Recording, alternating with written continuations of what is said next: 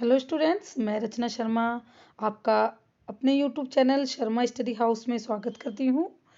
बच्चों, आज हम आपकी 9th क्लास की इंग्लिश की वर्कशीट नंबर 79 करने वाले हैं, जो आपकी बीहाइव की बुक से आपकी पोम है the road not to taken. Robert Frost की ये पोम है, उसका एक्सट्रैक्ट दिया हुआ है नीचे, आपको वो पढ़ना है और इसके क्वेश्चन आंसर का आंसर देना है।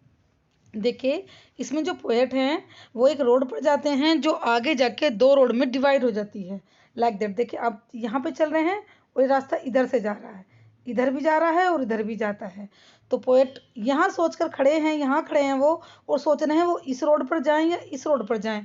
उन्हीं एक्सप्रेशन को, उन्हीं अपने मन के विचारों को इस पोएम में बताते हैं, वो इसको हम पढ़ते हैं और समझते हैं। देखिए, then I took the other just a fair, I having perhaps the better claim because it was grassy and wanted wear, though as for the passing here I had worn the really about the same।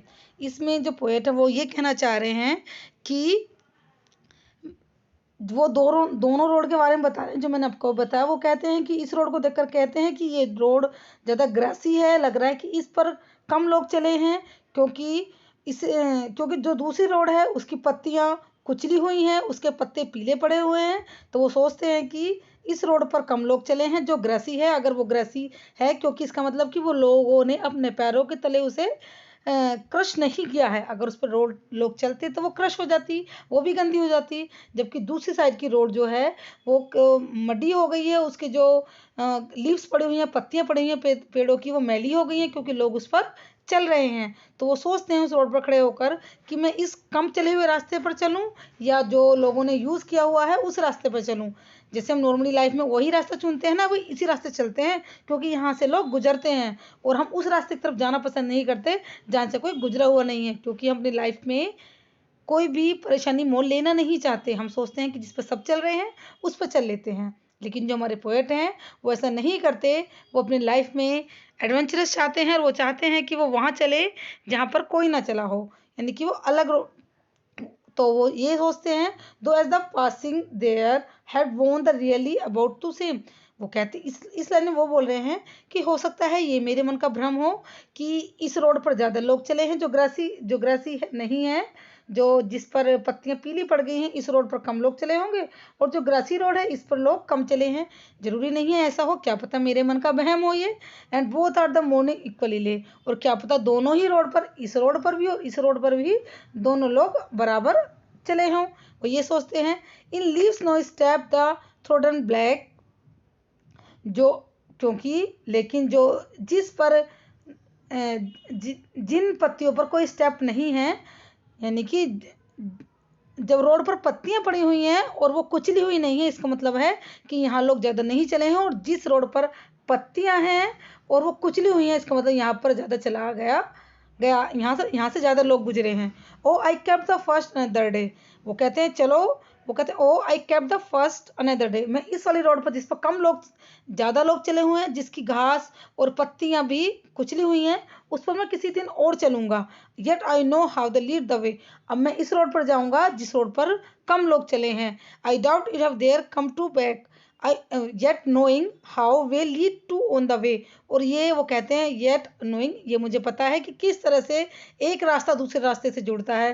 देखो, यहाँ से आया यहाँ चला, ऐसी ज़िंदगी में हम ऐसे ही करते हैं कि अगर हम अपने लक्ष्य की तरफ जाते हैं तो एक रास्ता में दूसरे रास्ते की तरफ लेकर जाता है। तो वो कहते हैं कि मुझे पता है कि एक रास्ता दूसरे रास्तों को जोड़ता हो जाता है। I doubt if I should ever come back, और मुझे डाउट है कि मैं वापस यहाँ कभी आ भी पाऊँगा। मतलब मैं सोच तो रहा हूँ कि इस वाली रोड पर मैं फिर कभी किस दिन आऊँगा, लेकिन अभी मैं इसको पसंद करूँगा जिस पर कम लोग चले हैं, लेकिन मुझे नहीं पता कि मैं इस रोड पर कभी आऊँगा भी या नहीं। तो इस तरह से पोएट अपने मन के विचारों को रोड के किनारे खड़े होकर सोचते हैं। अब इसके क्वेश्चन के आंसर कर लेते हैं। What is the rhyming scheme the given stanzas, given stanza में कौन सी राइमिंग स्कीम है? तो राइमिंग स्कीम बना लेते हैं हम। फर्स्ट देखिए, फेयर आ क्लेम अलग है, बी आपको पता है जो लास्ट वाले वर्ड की जो प्रोनाउंसिएशन होती है, जो सेम होती है, राइमिंग अगर सेम है तो उन वर्ड को हम एक ही उसमें लिखते हैं। देखो देखो, फेयर है, क्लेम है, क्लेम को भी कर दिया। फेयर वेयर एक जैसा है तो यह भी हो गया। फेयर वेयर देयर, ये भी आ हो गया। और सेम क्लेम और सेम ये बी हो गया। तो क्या इस राइमिंग स्कीम बनी इसकी अ बी। अब इसकी भी यही है बी नेक्स्ट भी आई है।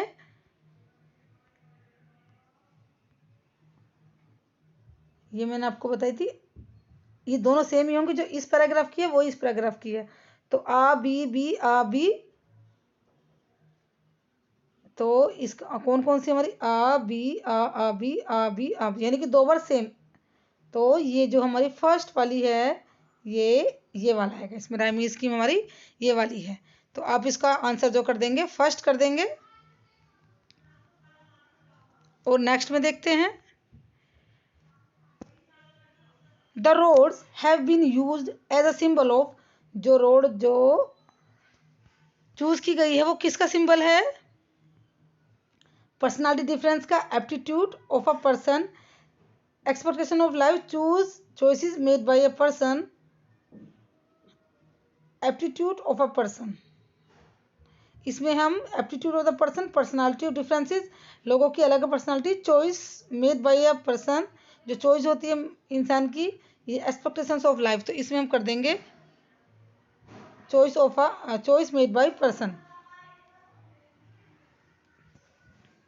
No, this is the D, aptitude of person. इससे हमें लोगों का एप्टीट्यूड पता चलता है कि कुछ लोग तो उसी रास्ते जाना पसंद करते हैं जहाँ सब जाते हैं, और कुछ अपना अलग, उनकी अलग एप्टीट्यूड होता है।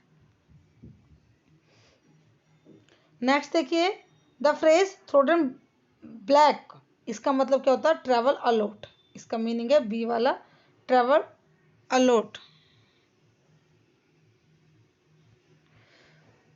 बच्चे इसमें जो है, जो ये इसमें तो यही है, लेकिन इसमें इसका आंसर आप जो लगाएंगे, आप ये लगाना personality different.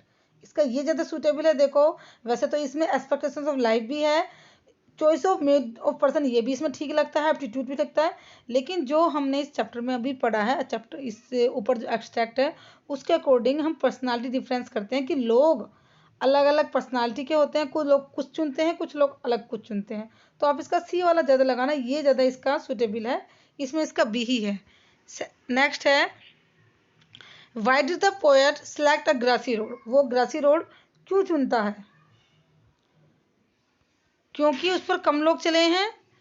Enjoy the greenery, वो एंजॉय ग्रीन करता है नहीं। टू मेक अ डिफरेंस, एक डिफरेंस बनाना चाहता है, यस वो एक अलग डिफरेंस अलग करना चाहता है कुछ लोगों से, इसलिए वो ये कर रहा है।